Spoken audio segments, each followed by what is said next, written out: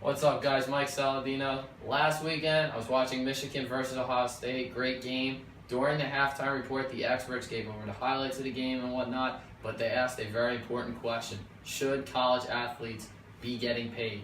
And I have always thought that they shouldn't, and let me tell you why.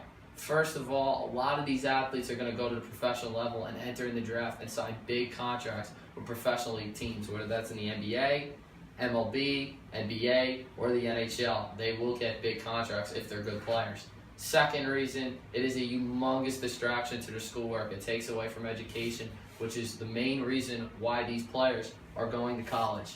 And lastly, a lot of these college athletes that come to school are already getting paid lots of money for the scholarship, and they don't have to pay the big money like everybody else does. Okay, let's start it off with the first key point that I want to talk about.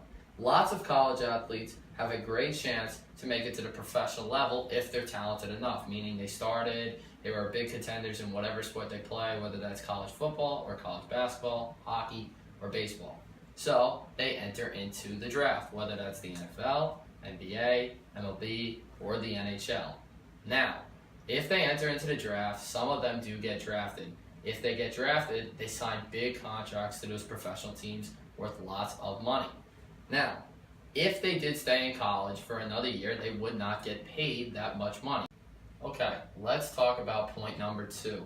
College athletes get scholarship from the university to come and play whatever sport it is, and also for their education. They do not have to pay as much money as everybody else to go receive an education at school.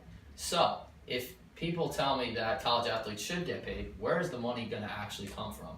If you donate more money into paying the players and paying them as much money as you seem fit, whatever position they play, that money is going to come from maybe the donors. Maybe that's going to charge more for everybody else to go to school. So I would actually pay more for my education so they get the money, which would go to the collegiate athletes so they can pay them. Point number 3 is getting paid lots of money in college is a humongous distraction. College is a humongous distraction as it is. Let's face it, a lot of college students, it's tough to stay focused when you have so many friends, parties going on, different events are going on. If they're getting paid that much money, why should they even care about their education? In the NBA, lots of players leave college after only 1 year to go make that kind of money. So if they make it in college, they'll stay 4 years, they won't care about their education, and they'll just focus on sports and making as much money as they possibly can. Well, what happens if that player blows out their ACL or something and cannot play that sport again? What's their fallback option? They wouldn't have an education if they leave college after that much. They would have to go back, which would cost them a lot of money to go back without playing any sports. Let's take, for example, Ezekiel Elliott. He goes to Ohio State University, has a great 3 years there. If he would not have entered into the draft at Ohio State University, number of things could have happened. He could have got injured, got hurt, maybe anything that happened, maybe got cut from the team. Whatever would have happened to him, he would not have entered into the NFL draft last season. He entered in the draft last season and got drafted by the Dallas Cowboys and having a tremendous year. Signed a big contract worth lots of money and is leading the Cowboys to an incredible season and has even a chance to win the MVP this season.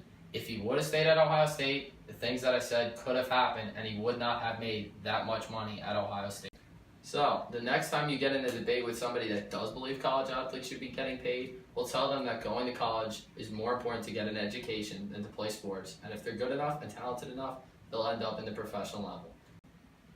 So, in conclusion, on the off case that college athletes do start getting paid, we need some limitations. First of all, if a college athlete is going to get that much paid, they should focus on their education and making sure that their grades are up. Second of all is, if you're going to pay college athletes, how much are you going to actually pay them? It needs to be evenly distributed, just like a real job, whether that's if you're the store manager or just working on putting stuff away in the store. And lastly, if you're going to pay college athletes, why wouldn't you pay high school athletes? Maybe not as much money, but why wouldn't they get rewarded for what they're doing if you're going to pay college athletes? So right after I'm finishing speaking about this topic, there is going to be a video on an expert backing up my points on why college athletes should not get paid. Please feel free to listen to the video. If you have any comments or questions, concerns, whatever, please feel free to leave them in the comment box under this video. And if you have any other questions, if you see me in class, whatever, feel free to talk. Other than that, thank you for listening. I hope you learned a lot from this, and I hope you're on my side with this. And thank you, and have a nice day. Big debate in the wake of Kevin Ware's injury. Should college athletes be paid? After all, he might have sacrificed his career for a game in which he's only getting a scholarship. Joining us right now is a man who coached college athletics. He's one of the best to ever do it. Legendary football coach, Notre Dame, Minnesota, Arkansas, and, of course, South Carolina, Lou Holtz. Coach, I think they should be paid. You think what? I think they definitely should not be paid for a variety of different reasons. Number one, they get an education. They get an education on how to live as well as an education on how to make a living. They get an unbelievable experience. They get to travel. They have lifetime memory. And where does the money go, Brian? Number one, it pays for all sports.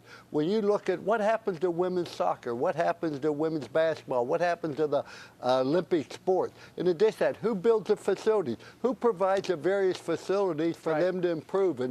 And the academic achievement, the academic counseling they get. In addition to that, when you look at all the video equipment to enable them to develop their talent. You want a job? Drop out of school, go to work for Walmart. You're not supposed to have an awful lot of money. You're not supposed to get rich in college. When I was in college, they'd say you need a haircut. Look in the mirror. I say, I don't. I look at my wallet. My wallet told me whether I need a haircut or not.